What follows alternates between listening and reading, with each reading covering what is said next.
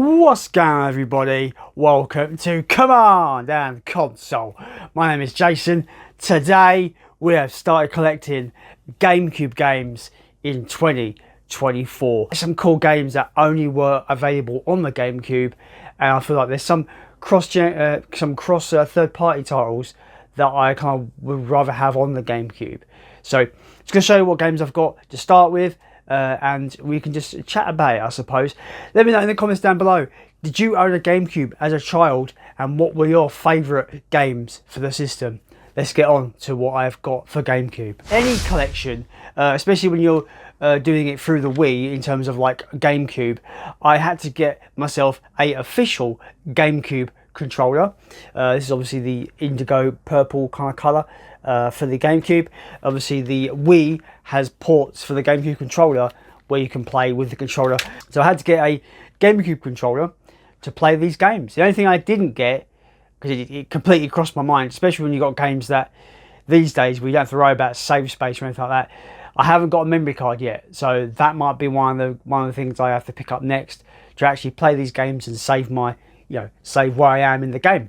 This is where we get to the games. So most of these ones are more of the cheaper side of things. I'm trying to gun for the games that I want for the system, but on the cheaper end of things.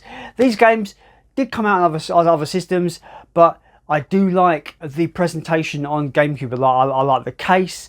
I like the banner, the GameCube header on the cover art, and I really do appreciate.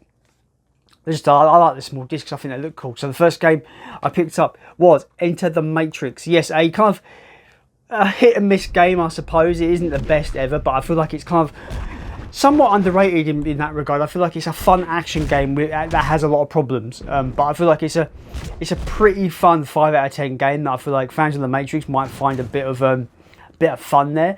I will say as well, like I said about some of these third-party titles and multi-platform titles, the reason why I've picked these up on the GameCube is because I just feel like as a piece of presentation, I think the GameCube, out of all the 6th generation consoles, Dreamcast, PS2, Xbox, GameCube, I love the GameCube header on this. I think it looks cool. I think it makes the cover art look better than PS2 or Xbox, for example. I just think it looks cool. In the back there, you got the spine. I like GameCube as well because the spine actually has like a bit of art on the spine, whereas like PS2 is just black text on white, for example. I do like that a lot. And then in this case, this game's got 2 discs, the little like mini discs there, which is quite cool. Maybe a bit of a problem when it concerns storage space for Nintendo, but overall, I just think it's a cool little difference from the competition back then. And I feel like Nintendo have always kind of like, they've never followed the trend of the competition. They've wanted to do their own thing, and I feel like the GameCube solidified that. Hell, the N64 goes back to that as well, where they refused to use the CD format and just carried on with cartridge, and they put out the GameCube. They refused to go with the DVD format and did their own proprietary disc format. But that's Enter the Matrix. I could have got these next 2 games on PS2, but I held out and I got them for the GameCube because I feel like I get to play these in 480p and they're going to look awesome as well. They are the 2 Medal of Honor games on the GameCube, Medal of Honor Frontlines and Medal of Honor Rising Sun. The cool thing about these games is I got both of these games as a bundle for a £5, for £5, and I'm really happy about that because these games are really fun. I prefer Frontlines over Rising Sun, but I do like the artwork for Rising Sun. I think it's absolutely awesome. I like where the logo is kind of like blue with the gold behind it. I think it looks sick. These 2 are complete as well. Complete with manual. These are all complete. They have to be with manuals, man. I can't not take these without manuals. For some reason, this Medal of Honor game has got 2 discs, whereas Frontlines only has 1 disc, but they're both complete with manual. And again, I think they look cool. The GameCube banner just makes them look a bit nicer. I can't describe why I like it, guys. I just do. But that's the 2 Medal of Honor games, Medal of Honor Frontlines and Medal of Honor Rising Sun. I had to get some racing games for the system. I know I've got this for PS2. I've got the trilogy on PS2, but this was so cheap. Burnout for the GameCube, complete with manual as well, so it's always nice. I do like the little mini discs. They have their own like cool artwork on as well. I think it looks quite cool. I picked this up solely because some of these third-party titles are so cheap at the moment on GameCube. Obviously, there are bigger hitters on the GameCube that are more expensive, but games like this that no one's really seeking after because you can get it anywhere at any price, really, super cheap. This is like £3 on GameCube, £3 on eBay, complete. Like I had to pick this up and play it in 480p and just be like, you know, nostalgia worthy, the original Burnout. Speaking of being really, really cheap, I think it's from the same seller, Hard Vendetta. Who remembers this one? The rare kind of movie license game. This one is actually a pretty fun little game, and this was again like £3-4 on eBay, complete in box, with the manual. I remember really enjoying this game back in the day. I think I had it on PS2 back in the day, or maybe Xbox. I can't remember, one of the two, PS2 or Xbox, back when I was growing up. I'm a big fan of the Die Hard movies, so I really enjoyed this game. It's one of those games where it allows you to play guns akimbo, which is always cool. Who doesn't like dual wielding weapons in games?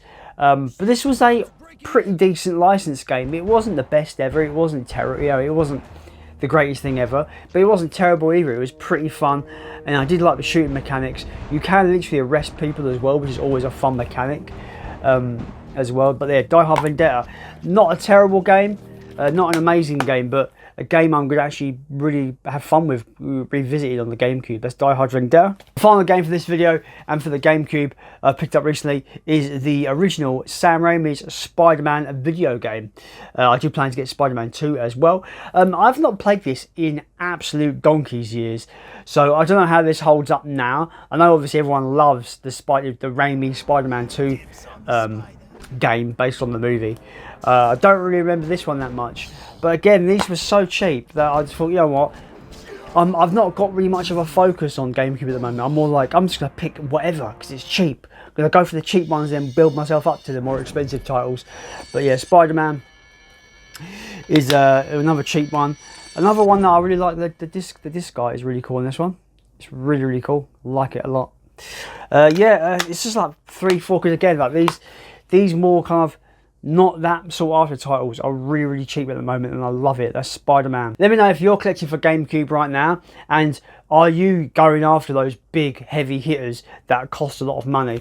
I, for one, am definitely, in my twinkle of my eye, want those Resident Evil titles. You know what, I'm like Resident Evil, guys. So anyway, that is my first bunch of I guess GameCube games for the collection. Not a bad start, didn't spend too much. £3-4 per game is pretty decent at the moment. You know, I'm all about like getting games I want to play for the system as well, but I do plan to create a to build up a creative collection list and have games that I'm actually sorting after. I've actually been looking at the Wikipedia list of GameCube releases in the UK, so I can get an idea of what games I actually would like to pick up for the system. But yeah, that is my GameCube collection as it stands at the moment.